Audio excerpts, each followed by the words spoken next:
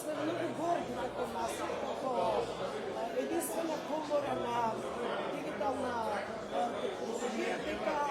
организиравме 18-та конференција од овој тип, кој што има за цел да ги регулира сите дигитални процеси во државата. Ние сме многу горди, бидејќи гостин ни беше председателот, како и подпредседателот Пендаровски, како и подпредседателот на владата Фатмир Бетичи и министерот за информатичко општество и администрација Азир Алиев има своји обраќања. Навистина, мислам дека компаниите од IT секторот се едни од најобединетите во државата и имаме сите иста цел да ги подобриме сите процеси во државата, како и процесот да не се иселуваат младите луѓе од државата. Дигиталната индустрија во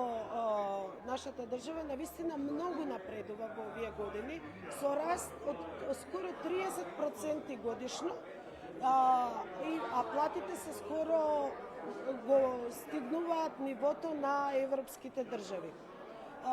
Знаете како, ние во Македонија некако работевме многу, компаниите работевме на четвртата индустријска револуција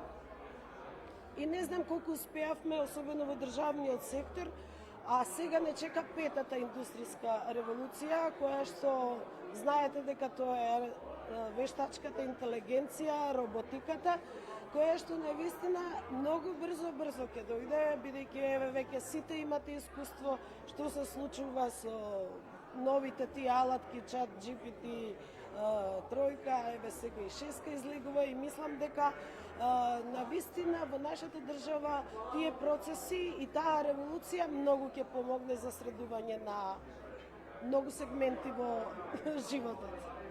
Дали тоа ќе ги задржи младите во државата, пошто од IT секторот младите се повеќе почнуваат во странство, одат или работат во странски фирми од компас? Да ви кажам една работа. Јас слушав и другите представници на владата го кажаа тоа, но тоа не е баш толку многу точно, бидејќи ние имаме сега една тенденција што не е само во нашата држава, него вкупно и на Балканот, дека IT инженерите почнуваат да се враќаат дома. Знаете какво, бидејќи работата од далечина им е многу достапна. Втора работа, знаете, сепак тука имате дом, семејство, имате пристап до училишта, не мора да плаќате кирија, така да сега платите се толку кренати да со тие примања кои што ги имаат нашите млади инженери, може многу подобро да живеат во државата отколку надвор. Втората работа што сакам, што вие споменате, е таа е малце што треба да се разгледа за младите кои што работат како фриленсери од тука, бидејќи таа работа во нашата држава не е регулирана, значи ние немаме ни некаква представа колкави се тие на број и мислам дека тие треба да се стават во системот на државата и да помогнат да се искористат тие млади луѓе во смисла на тоа да еве тоа што сите нас не болија, тоа е дигитализацијата на администрацијата која што каска неверојатно поназад од дигитализацијата на приватните компании, од дигитализацијата на сите наши домови, како да кажам, бидејќи тука тоа го спомена и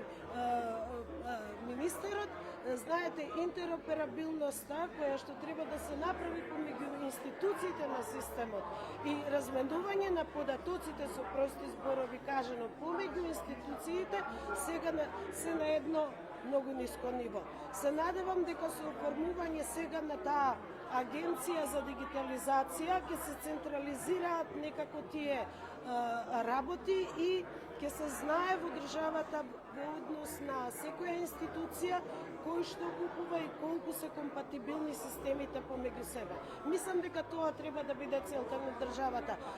Не заради нас инженерите, ние ќе си го најдеме патот и без државните проекти, но сепак мислам дека тоа многу ќе помогне за животот на луѓето и дека многу ќе помогне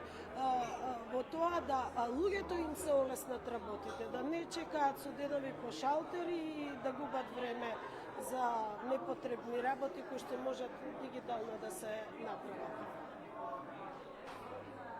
Сакате уште?